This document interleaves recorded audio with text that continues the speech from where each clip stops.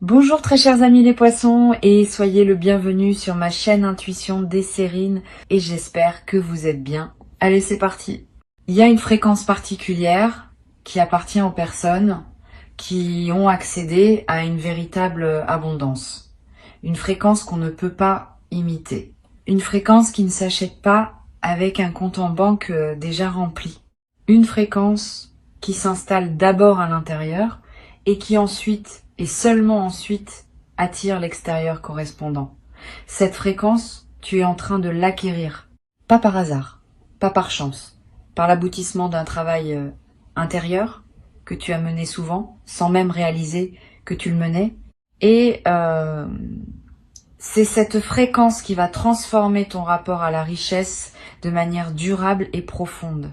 La notion de millionnaire dont je veux te parler dépasse largement le simple chiffre sur un relevé bancaire.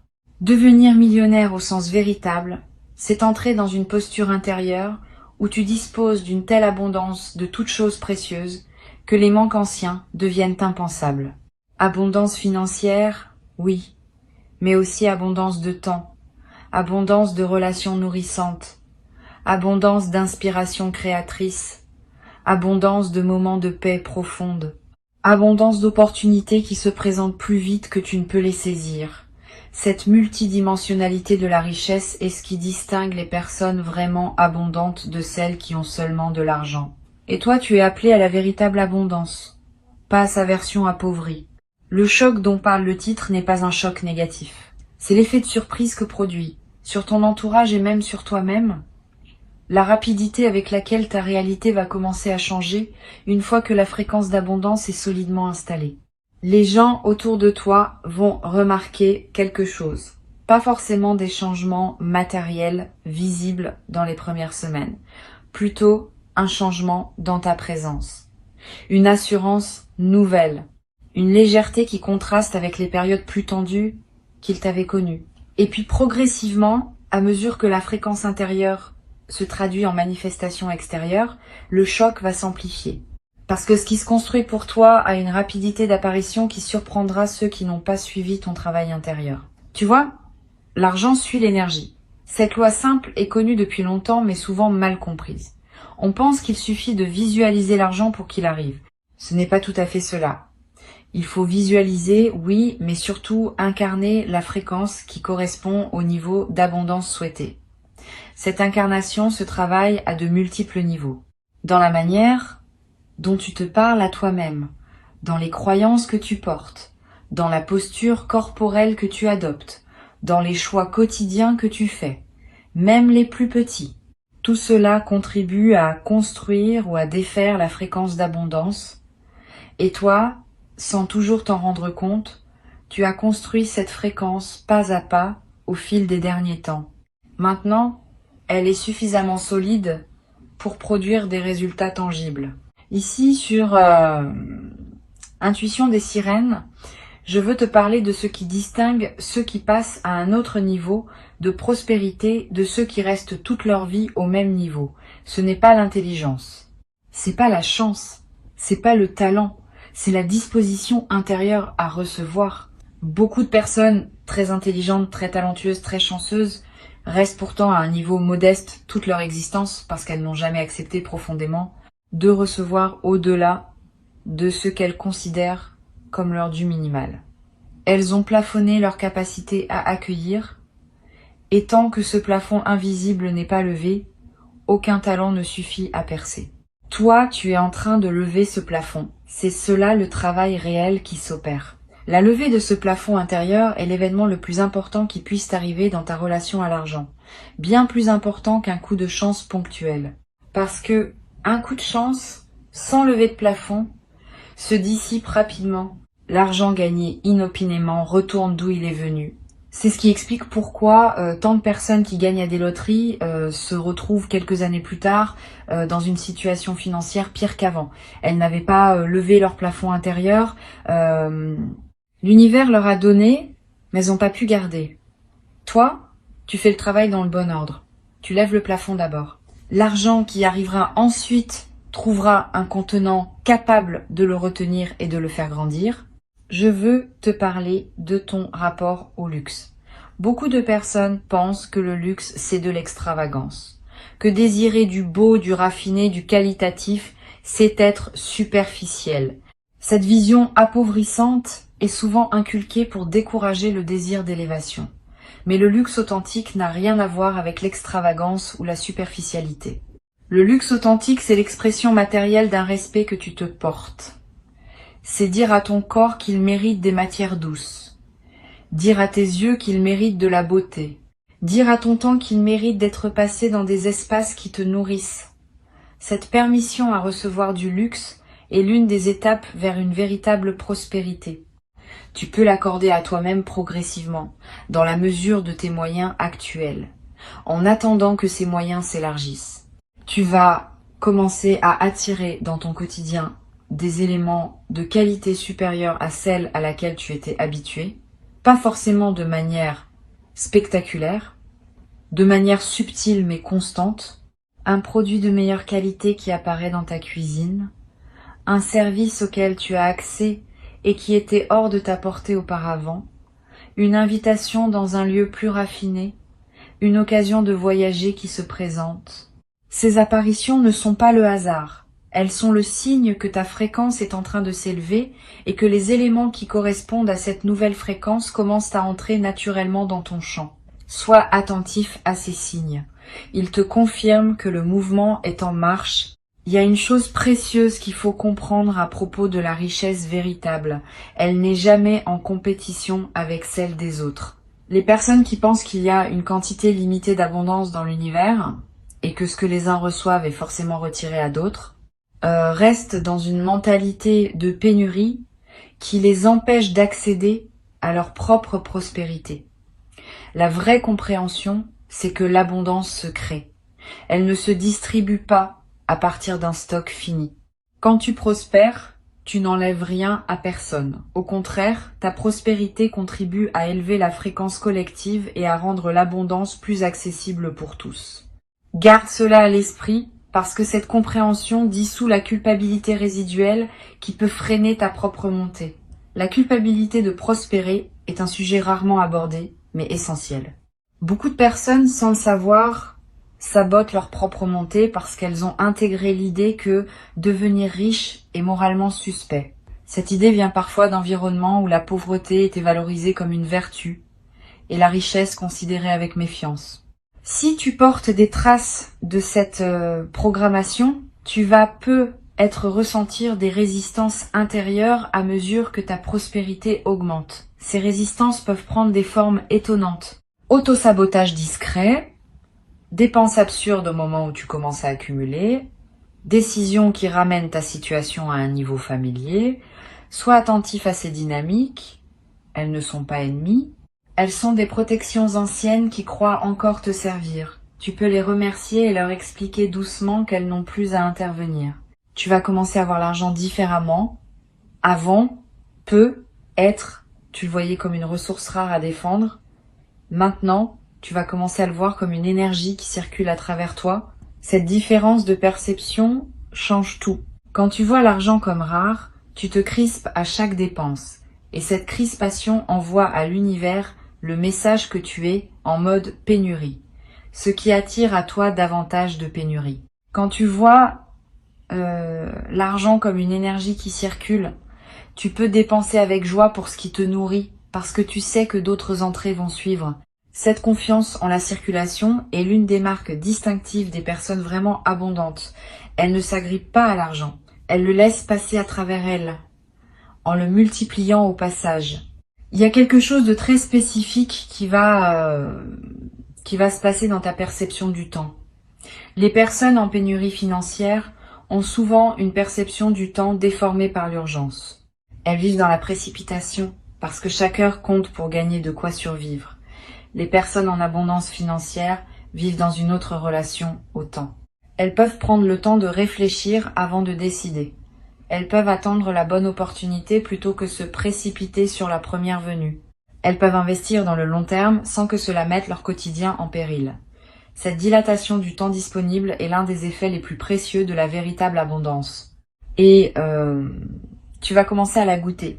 Tu vas remarquer que tu as plus de temps pour respirer, pour choisir, pour vivre. Tu vas te demander concrètement d'où va venir cette montée financière. La réponse honnête, c'est que les canaux par lesquels l'argent peut arriver sont multiples et que la vie est créative dans la manière dont elle organise ses arrivées. Cela peut venir d'un projet professionnel qui décolle. Cela peut venir d'une opportunité d'investissement bien sentie. Cela peut venir d'une activité parallèle qui prend de l'ampleur. Cela peut venir d'une rencontre qui ouvre des portes. Cela peut venir de plusieurs canaux qui se combinent. Ne fixe pas ton attention sur un canal unique. Reste ouvert à toutes les directions. L'univers n'aime pas être dirigé sur la manière dont il doit te livrer ce qui t'est destiné. Il préfère que tu fasses confiance à son inventivité. Sur Intuition des sirènes, je tiens à insister sur l'importance de la patience active dans cette phase. La patience active n'est pas la passivité. C'est une attitude qui combine la confiance que les choses vont se manifester avec l'engagement à faire ce qui est à ta portée chaque jour. Tu ne restes pas assis à attendre. Tu agis, mais sans précipitation. Tu plantes des graines, sans déterrer constamment pour voir si elles ont germé. Tu fais ce qui est juste à faire à l'instant présent, et tu laisses l'avenir se construire à son propre rythme. Cette patience active est l'un des secrets les mieux gardés des personnes qui réussissent vraiment leur parcours de prospérité. Elles ne forcent pas, elles cultivent. Le piège dans lequel beaucoup tombent à ce stade, c'est la précipitation provoquée par l'excitation. Quand on commence à sentir que les choses bougent, on a tendance à vouloir accélérer artificiellement le mouvement, à multiplier les projets en même temps, à s'engager dans plusieurs directions, à épuiser son énergie dans une frénésie d'action qui finit par tout déstabiliser. Évite ce piège. Reste centré. Choisis tes engagements avec discernement. Mieux vaut mener 3 projets jusqu'au bout que d'en commencer 10 qui resteront tous en suspens. La concentration est l'ami de la prospérité, la dispersion est son ennemi. Tu vas développer, à mesure que ta fréquence s'élève, une capacité de discernement qui te permettra d'identifier rapidement les opportunités qui en valent la peine. Aujourd'hui, peut-être tu hésites encore. Tu te demandes si telle proposition est intéressante ou non. Tu pèses longuement le pour et le contre. Cette hésitation va diminuer. Tu vas développer une lecture instinctive des situations. Tu sauras presque immédiatement si un projet est aligné avec toi ou non. Cette capacité est extrêmement précieuse parce qu'elle te permet de gagner un temps considérable et d'éviter les engagements stériles qui consomment de l'énergie sans rien produire en retour. L'une des qualités les plus importantes des personnes véritablement abondantes, c'est leur capacité à dire non. Tu vas développer cette capacité à un niveau que tu n'avais pas connu. Tu vas dire non à des opportunités qui semblaient intéressantes mais qui ne sont pas pour toi. Tu vas dire non à des relations qui drainent ton énergie. Tu vas dire non à des engagements qui ne servent pas tes priorités profondes. Cette capacité à refuser n'est pas de la dureté. C'est du respect envers ce qui te tient vraiment à cœur. Chaque non bien placé crée de l'espace pour un oui plus aligné. Et c'est dans cet espace libéré par les bons refus que les véritables opportunités peuvent venir s'installer. Tu vas remarquer que ton style commence à évoluer, pas seulement vestimentaire, même si cela peut en faire partie. Plus globalement, ton style de vie, ta manière de t'exprimer, tes choix quotidiens. Tout cela va se raffiner progressivement, sans effort, presque sans que tu le décides. C'est l'effet naturel de l'élévation de ta fréquence. Tu te mets à choisir naturellement ce qui correspond à la version plus prospère de toi-même. Et ces choix renforcent à leur tour la fréquence, dans une boucle vertueuse. Plus tu agis comme une personne abondante, plus tu deviens une personne abondante, et plus l'abondance se manifeste dans ton extérieur. Il y a un sujet délicat qu'il faut aborder, la relation à ceux qui n'évoluent pas au même rythme que toi. À mesure que tu prospères, certaines personnes de ton entourage vont avoir des réactions diverses. Certaines vont se réjouir sincèrement et même s'inspirer de ton exemple. D'autres vont avoir plus de mal. Elles pourront ressentir une jalousie qu'elles n'osent pas nommer, ou faire des remarques piquantes, ou prendre leur distance. Ne le prends pas personnellement. Ces réactions ne disent rien de toi. Elles disent quelque chose de leur propre rapport à l'abondance, continue ton chemin sans culpabilité. Tu n'as pas à freiner ton ascension pour ne pas heurter ceux qui sont restés en bas. Au contraire, en montant pleinement, tu leur montres que c'est possible et tu inspires ceux qui sont prêts à suivre leur propre voie d'élévation. Tu vas attirer à toi un nouveau cercle de personnes. Des personnes qui vibrent à un niveau similaire au tien. Des personnes qui ont elles aussi accédé à une certaine prospérité ou qui sont en chemin pour y accéder. Ces nouvelles relations seront stimulantes. Elles t'apporteront des perspectives, des opportunités, des inspirations que tes anciennes relations ne pouvaient pas t'apporter. Ce n'est pas un jugement sur tes anciennes relations, c'est simplement que chaque niveau de fréquence attire des relations correspondantes. Tu n'as pas à abandonner tes amis anciens si la connexion reste réelle. Mais tu vas naturellement compléter ton cercle avec des présences qui correspondent à qui tu deviens. Quelque chose va se passer dans ta posture corporelle elle-même. C'est observable. Les personnes qui accèdent à une véritable prospérité se tiennent différemment. Elles occupent l'espace différemment. Pas avec arrogance, avec aisance. Tu vas remarquer que tu te tiens plus droit, sans avoir à y penser. Que tu prends ta place dans une pièce sans te faire petit. Que tu parles avec un débit plus posé, parce que tu n'as plus l'urgence de prouver quoi que ce soit. Ces transformations physiques sont à la fois la conséquence et le renforcement de ton élévation intérieure. Le corps suit la conscience et la conscience suit le corps. C'est une boucle dans les deux sens. Tu vas commencer à apprécier des plaisirs simples avec une intensité nouvelle. C'est l'un des paradoxes intéressants de la véritable abondance. Plus on devient abondant, plus on goûte profondément les choses simples. Le café du matin devient un moment précieux. La promenade dans un parc devient un luxe. La conversation avec un proche devient une richesse. Cette intensification du goût pour le simple est l'un des marqueurs des personnes vraiment riches intérieurement, par opposition à ceux qui n'ont accumulé que de l'argent sans avoir travaillé leur conscience. Tu fais le travail dans le bon sens. Tu vas devenir riche en goût autant qu'en moyens. Sur Intuition des sirènes, j'observe régulièrement que les personnes qui réussissent à transformer durablement leur situation financière partagent une caractéristique commune. Elles ont fait la paix avec leur passé financier, tous les épisodes de manque, toutes les erreurs commises avec l'argent, tous les regrets, tous les moments où elles ont accepté moins que ce qu'elles méritaient. Tout cela a été relâché, pardonné, intégré comme partie d'un parcours. Sans cette paix avec le passé, le futur peine à se construire, parce que les blessures non guéries du passé continuent à émettre des signaux de pénurie qui contredisent les nouvelles intentions de prospérité. Fais ce travail de paix. Pardonne-toi. Pardonne aux situations. Libère-toi de ce qui t'attache encore à des regrets financiers anciens. Cet acte de libération crée la marge nécessaire pour que la prospérité nouvelle puisse vraiment s'installer. Il existe un mode opératoire des personnes vraiment abondantes que tu vas adopter naturellement. Ce mode consiste à toujours penser en termes d'investissement plutôt qu'en termes de dépenses. Quand tu mets de l'argent quelque part, demande-toi ce que cela construit, pas seulement matériellement, émotionnellement, énergétiquement, stratégiquement. Cette habitude de penser en investissement s'applique à tout. À l'argent, oui, mais aussi au temps, aux émotions, aux relations, à l'attention. Tout ce que tu places quelque part construit quelque chose. Choisir consciemment où tu investis devient l'une des habitudes les plus puissantes pour générer une prospérité durable. Tu vas développer un rapport plus joyeux à la générosité. La générosité, vue depuis la pénurie, est un sacrifice. On donne, mais avec un pincement au cœur. Vue depuis l'abondance, la générosité devient un plaisir. On donne, et le don nous nourrit autant que le receveur. Cette transformation de ton expérience de la générosité va être l'un des plaisirs inattendus de ta nouvelle fréquence.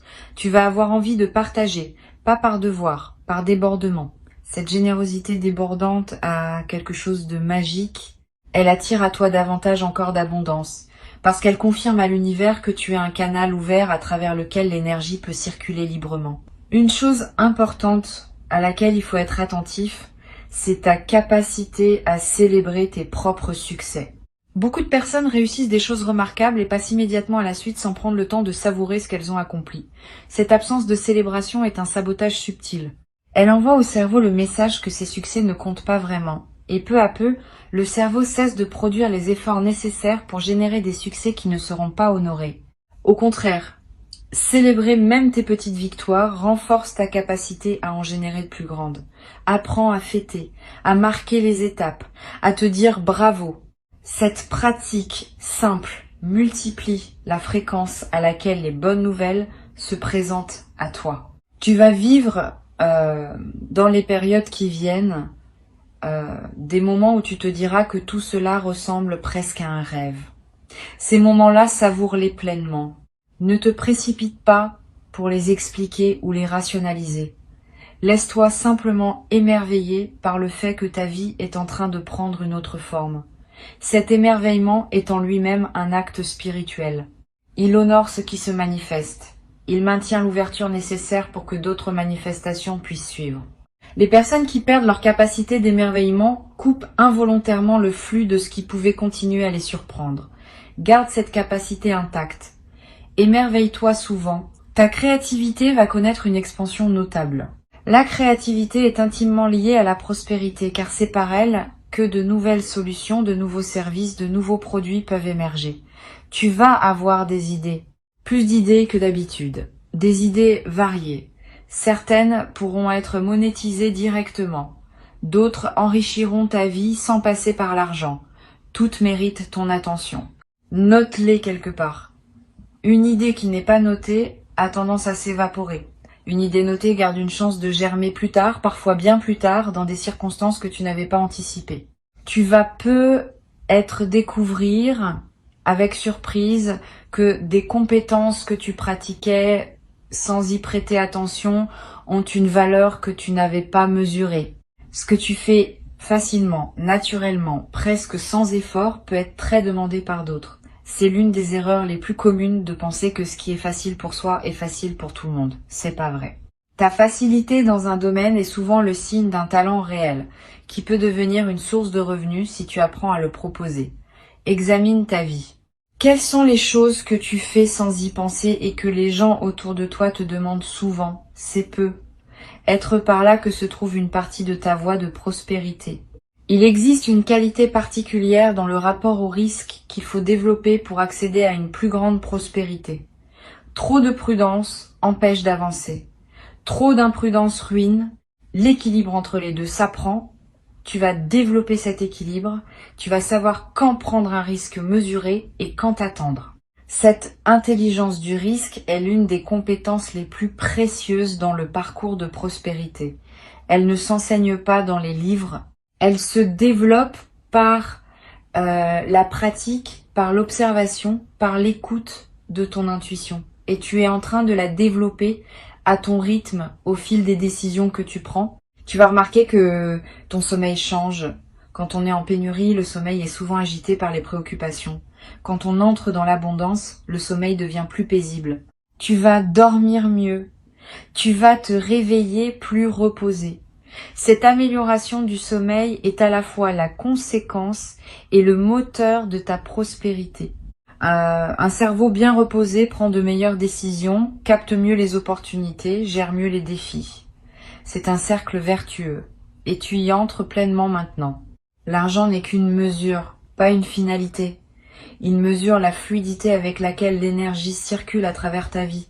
Quand l'énergie circule largement, l'argent est abondant. Quand l'énergie est bloquée, l'argent se raréfie. Toute ta démarche, donc, devrait viser à fluidifier l'énergie qui te traverse. Cela passe par la santé du corps, par la qualité des relations, par la résolution des situations en suspens, par l'expression authentique de qui tu es. Plus tu deviens fluide intérieurement, plus l'argent circule librement à travers ta vie. Cette compréhension globale de la prospérité est ce qui distingue les approches superficielles des approches qui produisent des transformations durables. Pendant que tu écoutes ces mots, quelque chose se reconfigure en toi. Tu n'as pas besoin de comprendre exactement quoi. Tu peux simplement faire confiance au processus. Ta fréquence intérieure est en train de s'accorder à une réalité plus abondante. Et cette nouvelle fréquence va commencer à magnétiser à toi des situations, des personnes, des opportunités qui correspondent à ce niveau plus élevé. Le travail s'opère pendant que tu vis ta vie quotidienne, sans que tu aies besoin de faire quelque chose de spécifique. Cette compréhension peut soulager une partie de la pression que tu pourrais te mettre. Tu n'as pas à forcer la prospérité. Tu as simplement à devenir compatible avec elle. Et cette compatibilité se construit organiquement, à mesure que tu honores le travail intérieur que tu as déjà engagé. Tu vas, à un moment, avoir envie de remercier quelqu'un, quelque chose, l'univers, la vie, peu importe le mot que tu mettras dessus.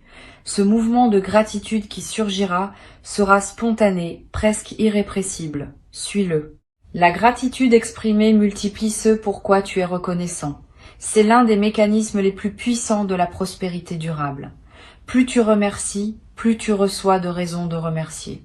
Plus tu honores ce qui arrive, plus arrivent des choses à honorer. Cette boucle est simple mais infiniment puissante, et elle se déclenche naturellement quand on entre dans la véritable abondance. Garde ces mots avec toi. Reviens-y quand tu en auras besoin. Le chemin de prospérité que tu t'apprêtes à parcourir n'est pas linéaire, mais il est sûr. Il connaît son rythme. Il connaît sa direction. Tu n'as qu'à rester aligné, ouvert, confiant. Avant de te quitter, je veux te transmettre quelques perspectives supplémentaires qui te seront utiles dans cette traversée. La première concerne la manière dont l'abondance interagit avec ton système nerveux. Beaucoup de personnes qui n'ont jamais connu l'abondance ont un système nerveux qui s'est habitué au stress de fond constant lié à la pénurie. Quand l'abondance commence à arriver, ce système nerveux peut paradoxalement résister parce que le calme nouveau est inconnu et donc inconfortable. Tu pourrais te trouver à recréer du stress artificiellement, par habitude, parce que le calme te déstabilise. Sois attentif à ce phénomène. Ne sabote pas ton propre apaisement. Apprends à habiter le calme, à le tolérer, puis à le savourer. Cela demande un peu de pratique, mais c'est l'une des compétences essentielles pour ancrer durablement la prospérité dans ta vie. Une deuxième perspective importante concerne ta relation à la lenteur. Dans une mentalité de pénurie, tout est urgent. Dans une mentalité d'abondance, la lenteur devient possible, pas la paresse. La lenteur consciente, qui permet de savourer, de réfléchir, de choisir avec discernement. Apprends à ralentir, surtout au moment où des opportunités se multiplient. Le réflexe de tout vouloir saisir en même temps peut te faire perdre la qualité de présence nécessaire pour bien gérer ce qui arrive. Une décision prise dans la lenteur produit souvent de meilleurs résultats qu'une décision prise dans la précipitation. Cette compétence de ralentir au bon moment est l'une des marques distinctives des personnes qui prospèrent durablement. Tu vas découvrir aussi qu'il existe une forme particulière de plaisir liée à la construction patiente. Voir quelque chose grandir progressivement à partir de presque rien procure une satisfaction qui dépasse celle des gains rapides. Quand tu construis pierre par pierre, tu développes un attachement à ce que tu construis qui te rend plus capable de le préserver dans la durée. Les fortunes acquises rapidement sans construction préalable sont souvent perdues rapidement, parce que celui qui les reçoit n'a pas développé la conscience nécessaire pour les habiter. Toi, tu es en train de construire, et cette construction patiente est ton meilleur garant de durabilité. Une troisième chose à savoir concerne l'éducation continue. Les personnes vraiment prospères sont presque toujours des apprenants permanents. Elles ne cessent jamais de se former, de lire, d'écouter, d'observer.